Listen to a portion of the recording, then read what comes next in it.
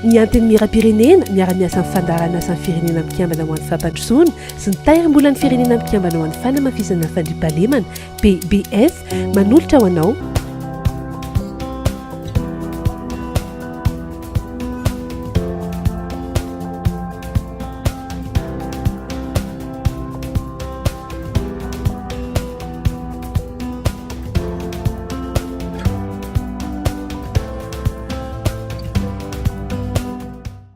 Ny toy teto amin'ny tanàna ny Toliara na koa hoe teto amin'ny tanàna Ngaibe Masoandro ny varavarana misokatra nentina nampahafantarana hatrany ny anteny miram-pirenena sy ny anteny mirandoolona.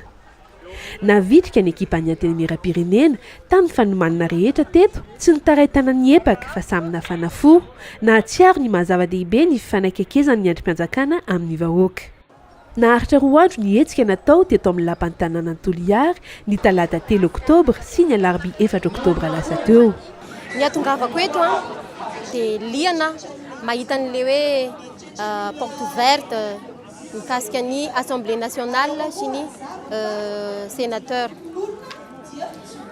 Mahafinaritra anahy tokoa izy io satria ekeko hoe tsy mianatra momba ny lalàna fa mianatra momba ny biologie marine sy ny ressources halieutiques. Dia izay no natongavako aty hoe mba tia fantatra an'izay satria fantatro fa tsy tokony tsiniavana ny fahalalàna ny lalàna misy eto Madagasikara. Satria Madagasikara dia fantatsika fa tany tandalàna. Be zavatra fantako.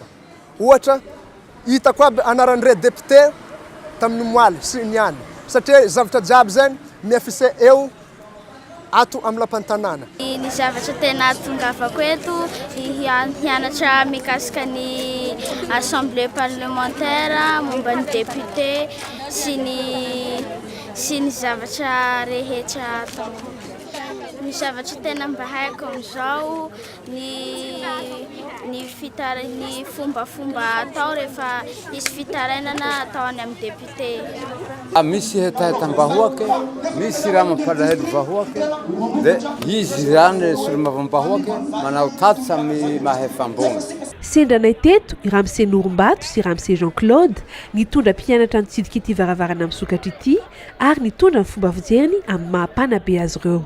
Be da be zany ankizy amin'izao fotoana izao tsy mahalala zany anteny miaran-doolona sy anteny miaram-pirenena zany ka manantona amin'ny vahoaka zao manantona ny ankizy zao manantona ny olona rehetrarehetra zavatra ataonareo zao moramora kokoa ny andraisana azy par rapport amin'le vaovao na le izy lazaina amin'ny fahitalavitra satria ny akabetsahan'ny olona nge tsy de manana fahitalavitra daholo nahazo fanampahalalana reto mpianatra reto mikasika hoe olona voafidinay ato anatin'ny faritra misy anay ve inona no andraikitra azony atao ho fampandrosoana ny tanàna anay.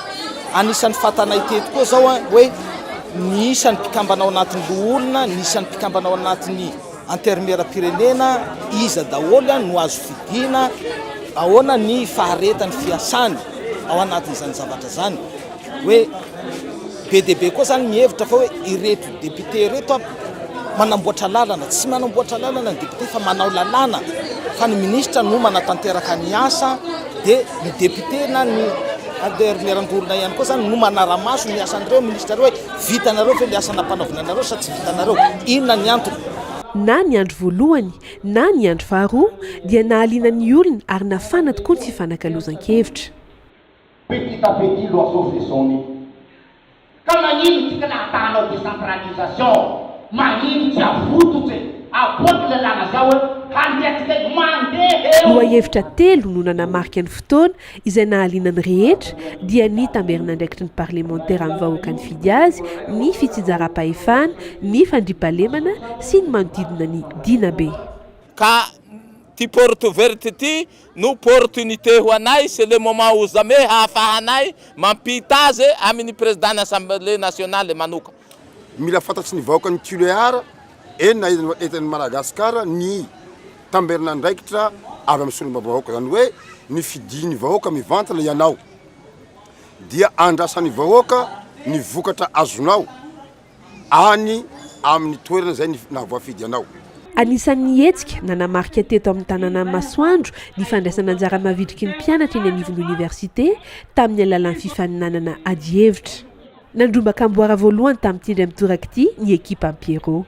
Voalohany angambany nisy ohatra zava-dehibe ho an'ny vahoaka ity fotony indrindra ho anay mpianatra ny université izay somary na dia hoe manara-baovao tsy mahafantatra tsara ino marina moa ny tena asan'ny sénateur, ina ny asan'ny député, na dia hoe malaza fa hoe solombavam-bahoaka mpandany lalàna ohatran'izany.